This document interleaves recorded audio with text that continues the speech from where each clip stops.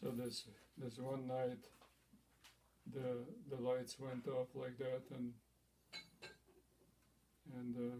everybody was dashing, trying to find their way to the fire escape.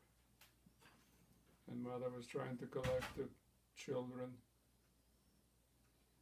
There were four younger children than five younger children than myself. Let's see, four younger, and the infant, and these two young men in their early 20s ran into our room trying to help us to carry the babies down the fire escape. And I remember my mother could not believe that it was happening, and I remember her saying this to Father, who are these people? Who are these people? Everybody's running to save their life. They are running in the opposite direction, trying to save us, trying to save the children. There were two Christian young men that were in that camp. And later, these two young men, they would come from work. I think on Saturday it was a half-day work, and the local people needed some work in the garden, and they would go and dig up the garden for some ladies, and so they gave them some bread or something like that, and they would bring it to share it with us. We never heard them preach to us, but it was like, who are these people? The question would repeat like that. Powerful. That was our first introduction to Christians in that particular camp. And after the New Year, the life in that camp became harder and harder. There was less food. There were more Allied bombs falling down, and so the Germany was falling apart, and the first people that felt it was the prisoners. I recall, must have been in February, I was walking, it was drizzling outside, and I was all alone in the whole yard during the daytime. And I'm walking through the camp and just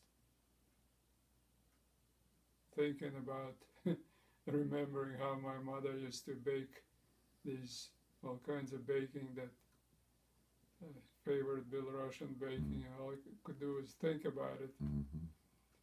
And a door opened up in this kitchen, large kitchen. A Ukrainian woman was working in there, cooking all the time for the prisoners. And she had a husband also, worked on a railroad like my father, but they had no children. She must have been in her early 30s. And she walked out and walking straight for me. So I stood there. I didn't know what she was up to. And she stretched out her arm, and there was this huge, like Idaho potato, boiled in her hand, still steaming warm, just boiled. Being a Belarusian, we call ourselves potato people. And in that camp, they didn't give us potatoes. It usually was the turnip and turnip soup and stuff like that. It was like a brick of gold. She handed it to me without saying anything. And that was something special that happened. And I kept on taking my younger brothers out to camp every time I get a chance, either climb under the fence or wait for the old man to leave the gate open. One time we got out and just,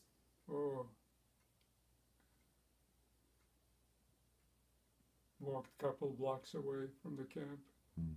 and I hear this somebody calling. Look up, and on the second floor, the window is open, and this elderly couple in the door, in the window. They must have been in their 70s or even 80s. And they're talking to us, but we don't speak German at that point. And my brother Alex with me, 3.5, and he had somebody give him a haircut, cut his hair off completely, kind of baldy.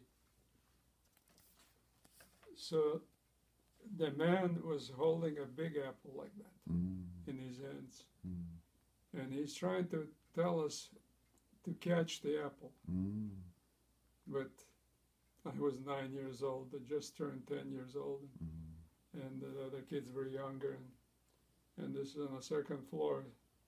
So he's talking and talking, and so I put my hands out, but when he tossed that apple, the apple landed on the head of my brother, and it smashed maybe in 5-6 pieces, and it was all over the sidewalk. And here's my little brother on his knees, crying because he got hit hard, and he's